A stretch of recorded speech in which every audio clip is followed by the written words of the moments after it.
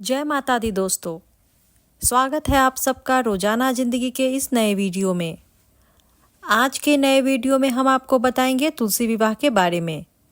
तुलसी विवाह का शुभ मुहूर्त और आखिर में सुनेंगे तुलसी व्रत कथा। लेकिन उससे पहले चैनल को सब्सक्राइब करना न भूलें ताकि आप तक वीडियो पहुंचता रहे।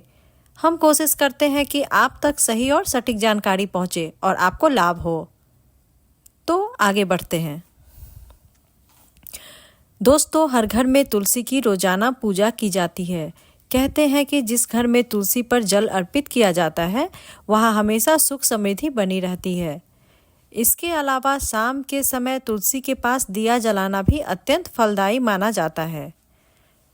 तुलसी के पास दिया जलाने से घर में माँ लक्ष्मी और भगवान विष्णु का वास रहता है। खास तौर से कार्तिक मास में तुलसी पूजन का विशेष महत्व है। दरअसल कार्तिक का महीना भगवान नारायण को काफ़ी प्रिय है और इसी माह में तुलसी विवाह का पर्व भी आता है। ऐसे में इस माह में विष्णु जी के साथ तुलसी माँ का पूजा करने से कई गुना अधिक लाभ मिलता है।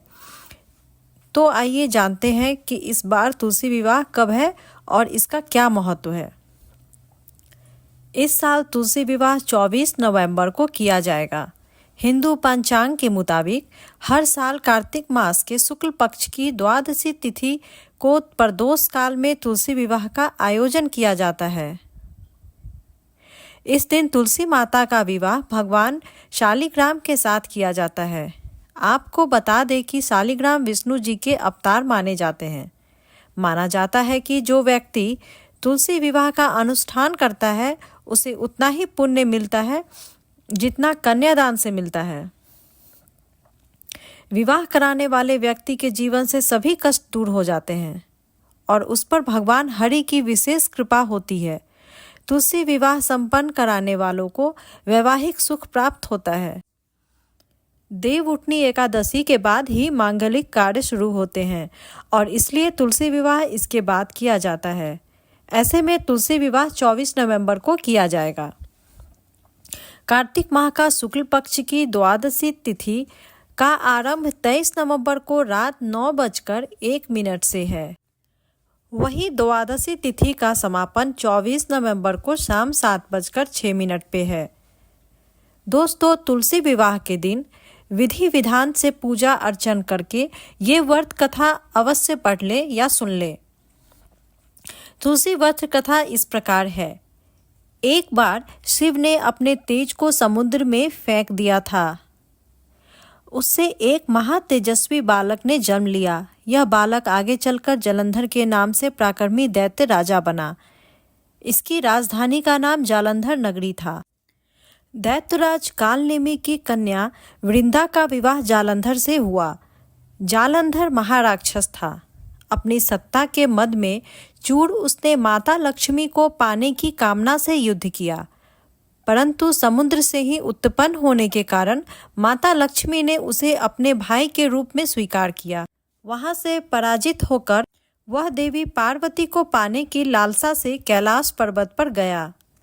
भगवान देवाधिदेव शिव का ही रूप धरकर माता पार्वती के समीप गया, परंतु माँ ने अपने योग बल से उसे तुरंत पहचान लिया तथा वहां से अंतर्धान हो गई। देवी पार्वती ने क्रोध होकर सारा वृत्तांत भगवान विष्णु को सुनाया। जालंधर की पत्नी वृंदा अत्यंत पतिव्रता स्त्री थी। उसी के पतिव्रत धर्म की शक्ति से जालंधर ने न तो मारा जा सकता था और न ही पराजित हो सकता था। इसलिए जालंधर का नाश करने के लिए वृंदा के पतिव्रत धर्म को भंग करना बहुत आवश्यक था। इसी कारण भगवान विष्णु ऋषि का वेश धारण कर वन में जा पहुँचे। वहाँ वृंदा अकेली भ्रमण कर रही थी। भगवान के साथ 2 मायावी राक्षस भी थे, जिन्हें देखकर वृंदा भयभीत हो गई। ऋषि ने वृंदा के सामने पल में दोनों को भस्म कर दिया। उनकी शक्ति देखकर वृंदा ने कैलाश पर्वत पर महादेव के साथ युद्ध कर रहे अपने पति जालंधर के बारे में पूछा। ऋषि ने अपने माया जाल से 2 वानर प्रकट किए। एक वानर के हाथ में जालंधर का सिर था तथा दूसरे के हाथ में धड़। अपने पति की यह दशा देखकर वृंदा मूर्छित होकर गिर पड़ी। होश में आने पर उन्होंने ऋषि रूपी भगवान से विनती की कि वह उसके पति को जीवित करे। भगवान ने अपनी माया से पुनः जालंधर का सिर धड़ से जोड़ दिया, परंतु स्वयं भी वह उसी शरीर में प्रवेश कर गए। वृंदा को इस छल का तनिक भी आवाज न हुआ।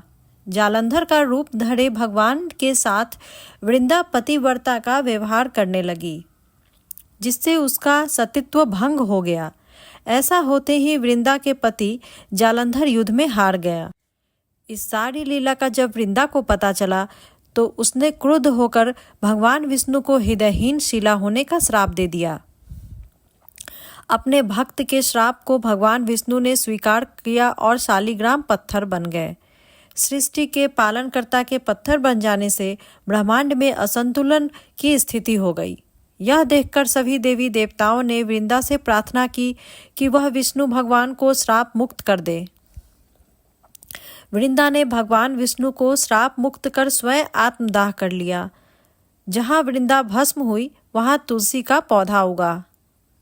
भगवान विष्णु ने वृंदा से कहा, हे वृंदा, तुम अपने सतीत्व के कारण मुझे लक्ष्मी से भी अधिक प्रिय हो गई हो। अब तुम तुलसी के रूप में सदा मेरे साथ रहोगी। जो मनुष्य भी मेरे शालिग्राम रूपी के साथ तुलसी का विवाह करेगा, उसे इस लोक और परलोक में विपुल यश प्राप्त होगा। तब से हर साल कार्तिक महीने में तुलसी विवाह मनाया जाता है।